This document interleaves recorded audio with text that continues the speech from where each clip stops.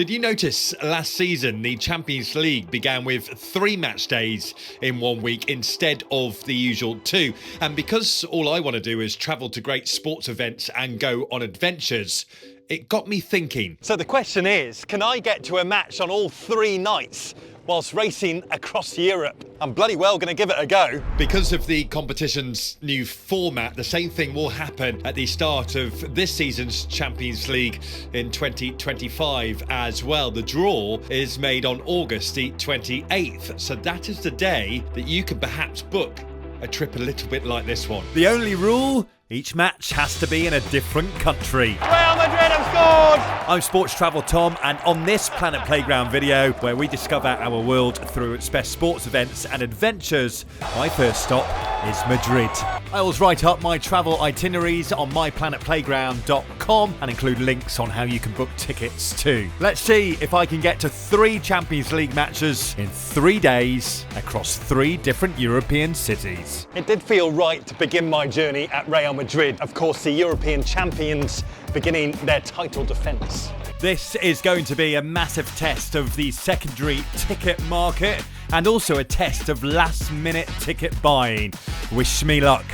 Hey, good omen to start the trip. Gate 15 for Madrid. That's how many Champions League titles Real have. I don't have a lot of time when I land in Madrid, just a couple of hours before kickoff, so the first test is on Ryanair. Please don't be late. It wasn't, so Madrid, here I come. Would love to see your journeys doing this as well. Don't forget to tag My Planet Playground on Instagram and TikTok when exploring great sporting events. I should point out that so far I have only booked a ticket to tonight's Real Madrid game. Who knows where I'll end up tomorrow or the day after. Right now though, welcome to Madrid. I'm on time and it's 3 hours until kickoff.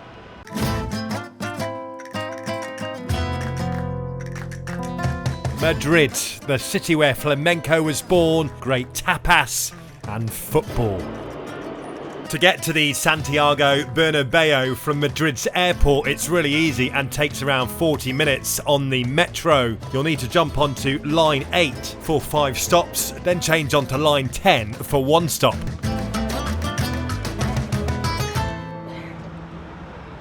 Welcome everybody to the Santiago Bernabeu, the home of Real Madrid, the home of the European champions, and match 1 of hopefully 3 Champions League fixtures this week.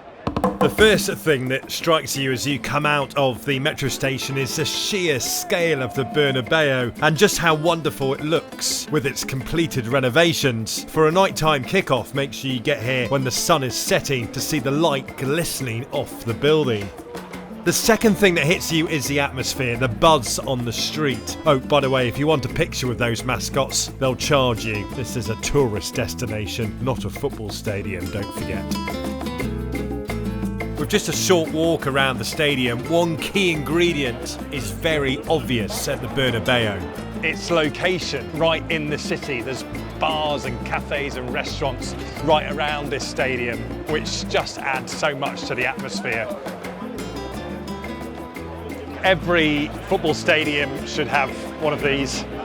A European town square, warm weather, and everybody out having a drink before the match. This is such a nice atmosphere. Just look at everybody having a great time, and then the stadium is just up there. It's fantastic. You can also, there's restaurants, cafes, bars, newsagents where you can get some snacks, and also there's a newsagent that sells cans of beer for €1.60.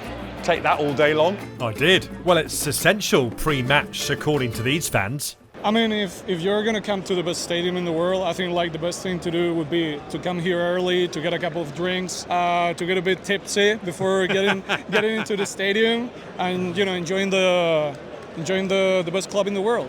Have a cold beer before the match. I think it's the most important one. Yeah. Because here all the people are amazed by the stadium.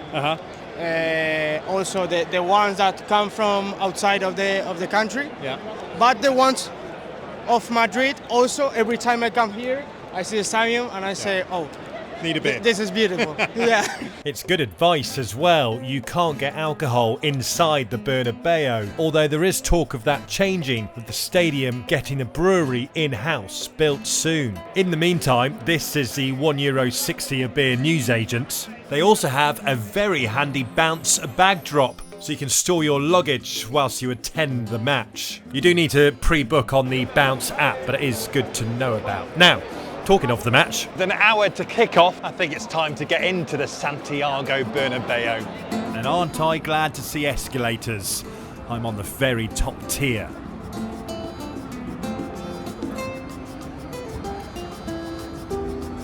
When you come to any football ground, there is always that moment, isn't there, when you walk out and you see the grass. Well, welcome to the Santiago Bernabeu.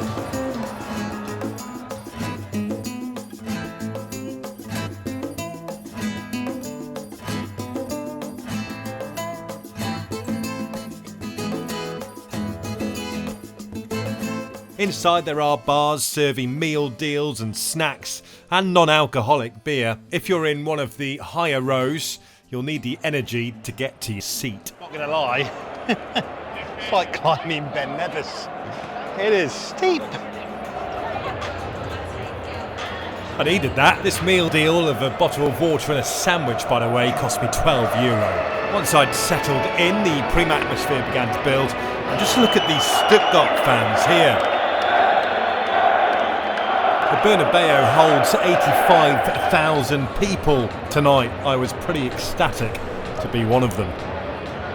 I booked my ticket for tonight's game at the Santiago Bernabeu last night using StubHub, and I have to say it's all been very smooth. I paid €80 for my ticket. That was a ticket price of €60 and then service charges on top. Once I placed the order, I had the order confirmation very quickly, and the ticket was delivered to me by the time I woke up this morning. I always put the full details of my ticket buying process on the website myplanetplayground.com. With all of that said, it was time for Real Madrid to begin their title defence of the UEFA Champions League. There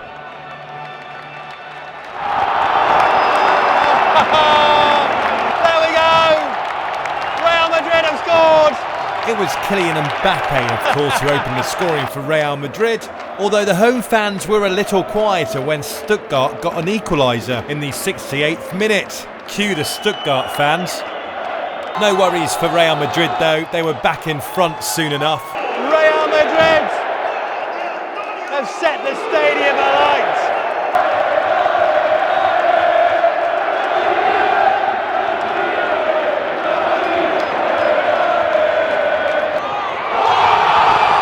Real sealed the win when Endrick became the club's youngest Champions League goal scorer with the last kick of the game. So there we go, Champions League match day 1 complete at Real Madrid. It's been a phenomenal night experiencing the Santiago Bernabeu. Real Madrid get the win, 3-1 winners over Stuttgart, and for me it's time for a night's sleep, and tomorrow morning we'll work out where we're going to go for Champions League match day 2 tomorrow night.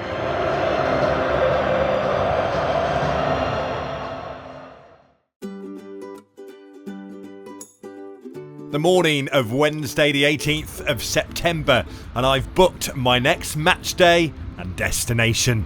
Starting my Champions League journey across Europe at Real Madrid was the fitting beginning. They are the European champions. Now it's time to head to a club who desperately want to be European champions. I've booked myself a ticket for the Paris Saint-Germain game tonight. Time to get back to the airport. I am sad to be leaving Madrid and the Santiago Bernabeu behind so quickly, but from the Spanish capital to the French capital and the Parc des Princes for a 9 o'clock kickoff. Got my tickets for tonight's Paris Saint-Germain match from Live Football Tickets. Pretty straightforward as well. I'm just waiting for the ticket to come through, but it's worked out at around €85, so not bad for a Champions League match. My second of hopefully 3 this week. So it's a quick dash to the airport and a flight from Madrid to Paris on Iberia. Talk about last minute planning and booking. This is exciting though. So, back to the airport it is. We know the drill by now. Line 10 for 1 stop, line 8 for 5 stops. So far, Europe's transport system has been on my side. Hope it stays that way.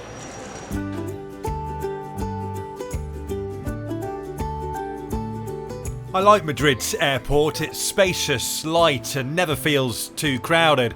It's a perfect bit of respite on the otherwise frantic journey. Although there is just one thing keeping me on my toes as we approach departure time. I'm now just waiting for the delivery of the ticket.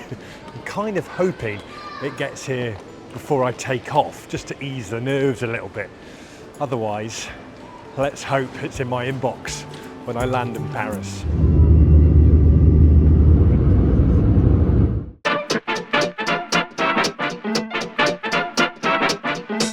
My ticket for the PSG match tonight has arrived. We are all set for the second Champions League match in 2 nights. It does say actually I do have to print it off, so hopefully the hotel can help me out with that. And that's where I'm heading to now. This is all going very smoothly. 2 Champions League matches in 2 days and just 1 more to go tomorrow. Here's a little travel tip for you if you're ever flying into Paris. Fly into Orly instead of Charles de Gaulle. It's a much better experience. The M14 train that takes you into town is brilliant. A fleeting visit into the hotel to get my ticket printed. And a very quick pause just to soak up this view from my room. So from Madrid to Paris, just like that, and what a lovely evening it is for a game of football. I would love to have a bit more time and just take in the centre of Paris for a little longer, but I've got to get straight on the train. To get to the Parc des Princes from the river, I head on to the M9 Metro at Alma-Marceau. You can also get on the M9 Metro at Trocadero. This video is slightly turning into a guide through Europe's metro systems, isn't it? Well, it is a big part of attending football matches. From Alma-Marceau, it's 10 stops to Porte de Saint-Cloud, which is the best station to get off at for the Parc des Princes. Okay, back to the football. The reason I say this is the place to get off if you are going to a Paris Saint-Germain match is because this is where there are a number of bars and restaurants. Unlike at the Bernabeu, there's not too many bars and restaurants right outside the stadium, so this is a good place to come before a match. And there's a great bar over here, there's another one over there, and the actual stadium's only about 5 minutes away or so you'll find most people will come over here. One of my favourite pre-match bars is Au Trois Au Bout. It will be busy before a game, so you may have to wait for a table, but it is worth it. Take it from me as well, they do brilliant pizzas. What you'll find in here is a perfect pre-match pizza. Another favourite is Le Prince, always packed, often a queue, but is always welcoming even to away fans. Okay, let's start walking towards the Parc des Princes. There's plenty of information points en route to the stadium, and you'll cross over Boulevard Périphérique. It's always great when you see the stadium for the first time, isn't it? You just see it there, waiting for you. Its atmosphere, its energy, palpable as you walk towards the cauldron. You'll be filtered through to the correct stadium entrance for you. And it's at this point I get my last minute ticket ready, and then all of a sudden had a feeling my entire trip was about to end. Can I help? Yeah, just like that. Yeah.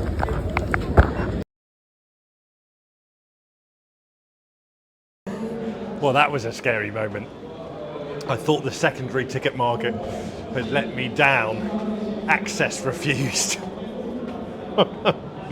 Anyway, turns out it was just the fact I'd been directed into the wrong gate, and so it wasn't accepting the ticket, and I just had to be redirected to the gate, the next one along. Anyway, we're in, and welcome to the Parc des Princes.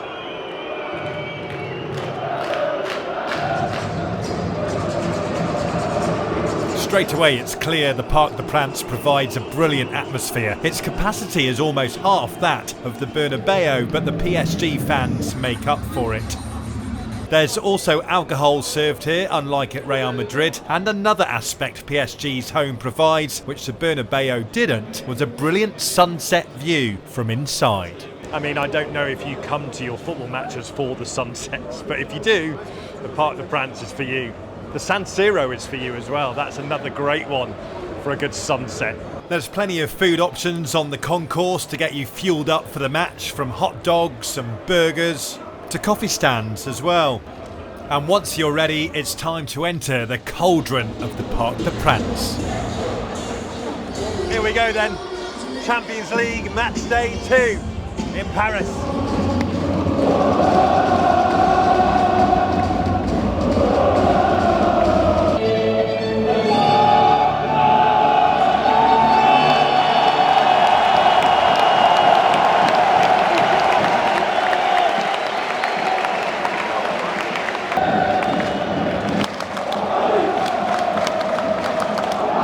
It remained goalless throughout the first half, with Champions League newcomers Girona making life difficult for Paris Saint-Germain. But there are other things to keep you entertained whilst at the Parc des Princes. I did love last night. It was a brilliant experience, but I have to say, if you want a more traditional football day out, then this, the Parc des Princes, Paris Saint-Germain, is a brilliant place to come. And given my seat offers you an ideal view of the Eiffel Tower, you can always say to your partner, I've booked us a lovely day out. We'll be looking at the Eiffel Tower. Come here.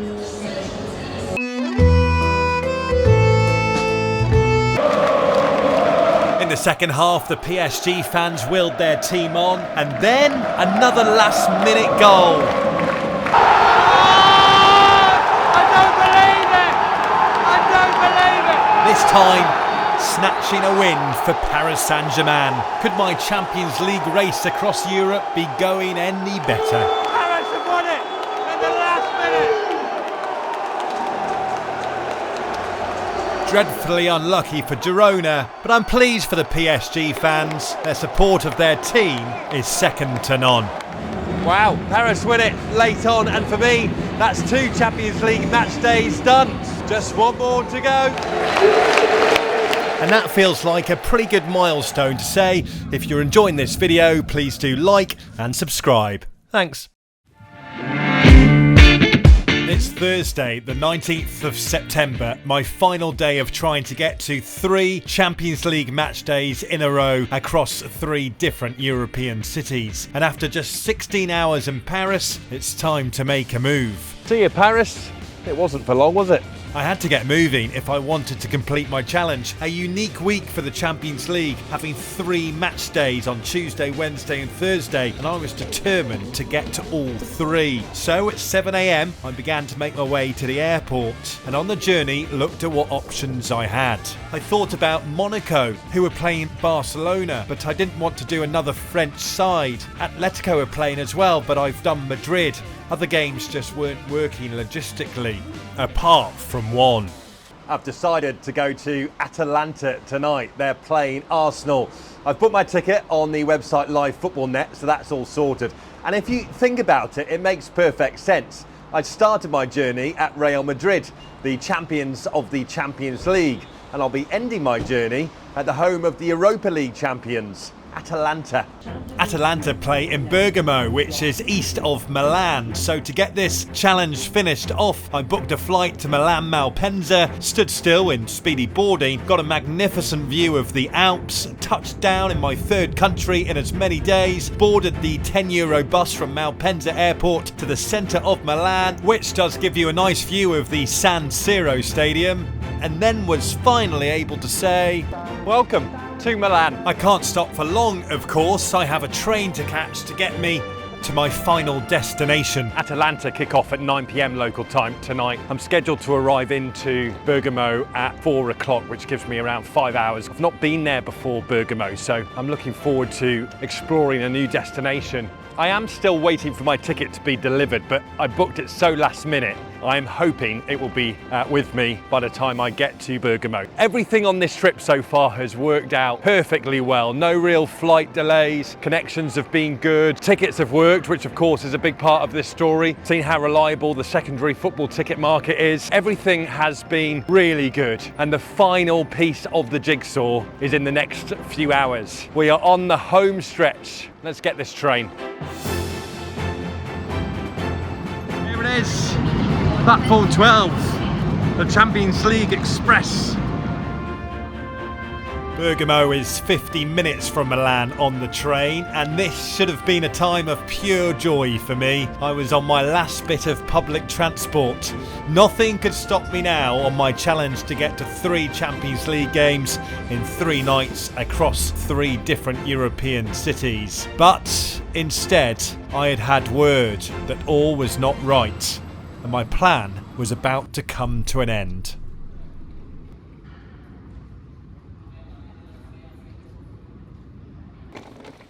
So, what's happened is, whilst I was on the train there, I've had a phone call and also an email from Football Ticket Net, and my ticket for tonight's game between Atalanta and Arsenal in the Champions League, my 3rd Champions League match in 3 nights, has been cancelled. Basically, what's happened is, because I live in the UK, my card is registered in the UK. As that sale has gone through, the club have realised it's a UK-based card and therefore aren't willing to sell. Because Arsenal are the away team, no residents of the UK can attend the match in a non-away section of the ground. To say I'm gutted is an understatement. I, in just 3 days, have travelled so far, had incredible experiences, and all day have been excited about witnessing the 3rd and final match for me on this journey tonight between Atalanta and Arsenal. I really wanted to see what the atmosphere was like for Atalanta fans in their first Champions League game. I guess, look, this is a tale of doing things last minute and flying by the seat of your pants. And perhaps I should have thought, hang on a minute, I might not get a ticket here as a UK-based fan. I'm not an Arsenal fan, but a UK-based resident. Maybe there'll be an issue. I just, in the rushing around, travelling, getting flights, hotels, choosing where to go, it didn't occur to me. I saw there was a ticket available. I really wanted to come here. I thought it would be great to tick off Italy on this journey after Spain and France, and yeah. Plus I can fly home tomorrow from here very easily. It's not to be though. Anyway, we're here now, aren't we? So let's have a little look around the town. I'll go up to the stadium and just soak up some of the atmosphere, and then perhaps find a nice bar to watch the match in and enjoy it with Atalanta fans. What a journey. I knew I was tired, but I feel really tired now.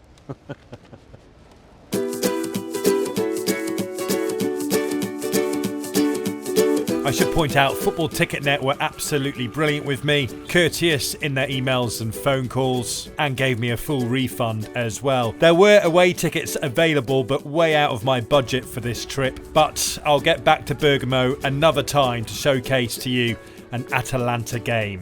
So time to walk up to the stadium. It'll take about 30 minutes from the town centre, and on the way you'll pass this place called Morla, a wonderful little bar to stop off at.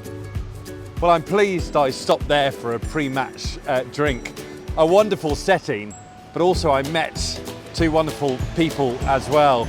Roberto and Alessia, Atalanta fans, and they're having a drink as they always do in that bar before walking up this road to the stadium.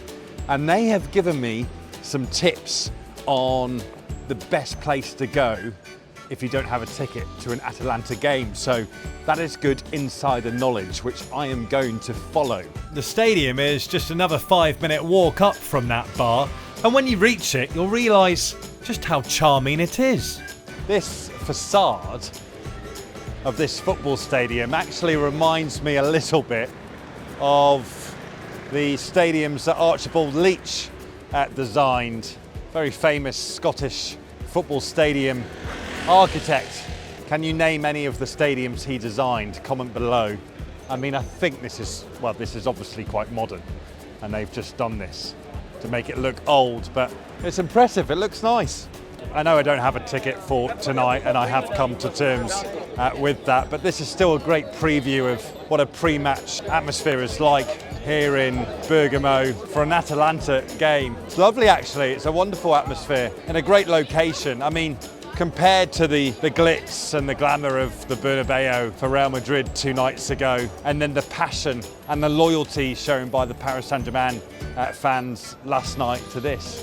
There's a real community feel here, which is lovely to witness. And the setting for the stadium is, it's really good. And the hot tip from Roberto and Alessia, the Villa Sport Cafe, which sits right opposite the stadium. Fans gather here before every match, and if you don't have a ticket, it provides the perfect place to watch it too. And at least I got to hear my 3rd Champions League anthem play out before kick-off, albeit from across the road. Thanks for watching this Planet Playground journey across Europe as I discover our world through its best sports events and adventures. Don't forget to subscribe and visit myplanetplayground.com to plan and book your next sports travel trip, get the latest ticket news and discover destinations through their sports events and adventures. Thanks for watching.